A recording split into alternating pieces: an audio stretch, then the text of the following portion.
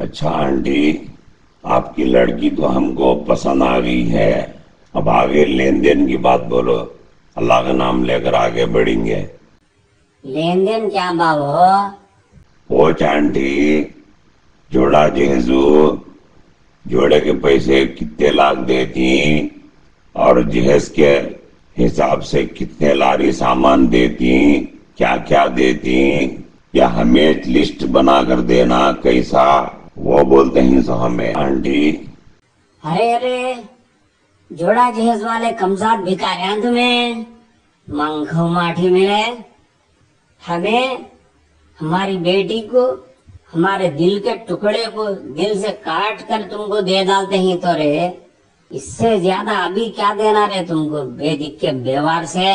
उठो उठो रे यहाँ से, तुम्हें पहले निकलो हमारे घर से। भिखारियां मंखो माठी मिले, हमें इज्जत वाले आदमी आ रहे हैं।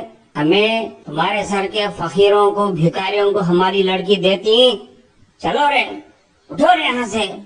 कांत भी जाको तुम्हारे जैसे भिखारियों की, मंखवां की बच्चियों से कर ले जाओ रे हदमड़े भिखारियां। ये दे सकते नहीं तो हमें क्या भी दे सकते नहीं। हमें चुंखवा, हमारे पास क्या भी नहीं बोला लो। गालियां देने की जरूरत क्या है जी तुमको?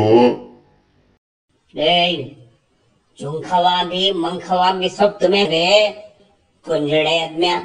हमें 1 केजी सुनने के जेवरान दे सकती रे, करोड़ रुपए दे सकती रे।